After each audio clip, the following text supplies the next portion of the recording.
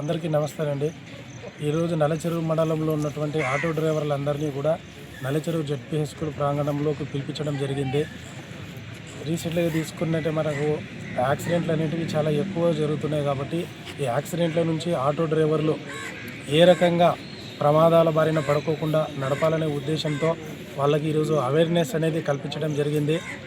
ఇంతకుముందు కూడా మేము motor vehicle inspector Kadiri sir వారితో కలిసి వీళ్ళు ప్రమాదాల బారిన పడుకోకుండా జాగ్రత్తలు తీసుకొని ఎటువంటి ఇబ్బందులు లేకుండా ఉండాలనే ఉద్దేశంతో ఇంతకుముందు కూడా మీటింగ్ పెట్టుకోవడం జరిగింది.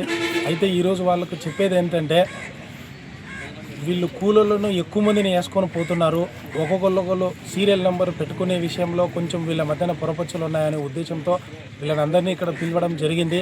ఎవరైతే ట్రాఫిక్ నియమాలు పాటించుకోకుండా వైలేషన్స్ చేస్తుంటారో వాళ్ళందరికీ ఈరోజు గట్టిగా వార్నింగ్ చేయడం జరిగింది. ఎక్కువ మందిని వేసుకోపోయే వాళ్ళను పట్టుకొని కేసులు రిజిస్టర్ చేయడమే కాకుండా వెహికల్స్ సీజ్ చేస్తాము. అదేవిధంగా ఎవరైతే తాగి బండ్లు నడుపుతారో వాళ్ళందరి మీద కూడా డ్రంక్ అండ్ డ్రైవ్ కేసులు పెట్టి జైలుకు పంపించి వాళ్ళ మీద కఠినమైనటువంటి నిర్ణయాలు తీసుకుంటామని చెప్పేసి పత్రికాముఖంగా తెలుపుకోవడం జరిగింది. ఇది 4వ మీకు నేను ఎన్నిసార్లు చెప్పినా కూడా మీరు ఒక్కొక్కరు 20 మందికి తక్కువ వేయడం లేదు. రైతులు ఎవరు కూలోళ్ళను నిజమా కాదా? ఇది నేను ఎన్నిసార్లు చెప్పినా కూడా మీ రూట్లో నల్లచెరువు నుంచి కదిరికి తిరిగే రూట్లో చాలామంది తాగి నడుపుతున్నారు. ఇది నిజమా కాదా? నేను మీకు ఇది ఫైనల్గా వార్నింగ్ ఇస్తున్నాను.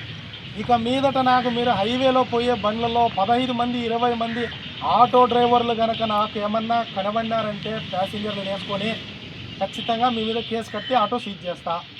ఇష్టానుసారంగా మీరు తాగి బండి నడిపినారంటే కూడా నేను ఖచ్చితంగా బండి సీజ్ చేస్తా. మిమ్మల్ని రోడ్డున పడే విధంగా చేస్తా. నేను ఈ రకంగా మిమ్మల్ని హార్ష్గా ఉంటే మీరు ఒక్కరు మాత్రమే అన్యాయం అవుతారు. నేను మిమ్మల్ని ఇట్లే వదిలేస్తే రేపు పొద్దున ఏదన్నా జరిగిందనుకోండి, ఎన్ని కుటుంబాలు రోడ్డున పడతాయి చెప్పండి?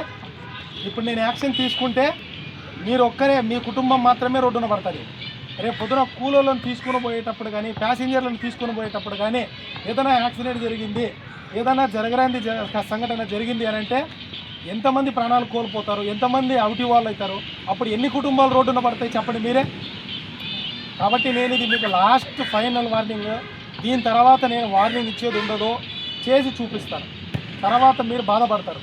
నేను వచ్చి సంవత్సరం అయింది, ఆటో వాళ్ళ మీద ఎప్పుడూ నేను పడలేదు. మీ మీద ఏముంది, మహా అంటే వాళ్ళు పొద్దు నుంచి రాత్రి వరకు కష్టపడితే ఒక 500 600 డీజిల్కి కంతులకి అంతా పోయి ఒక 500 600 మిగులుతాడు మీకు అనే ఉద్దేశంతో ఏ రోజు కూడా మీ జోలికి రాలేదు. ఫస్ట్ నుంచి కూడా నేను ఇప్పటి వరకు మీకు మంచిగానే నచ్చజెప్పుకుంటానే, మంచి మాటలతోనే మీకు దారిలో పెట్టుకొని మీరు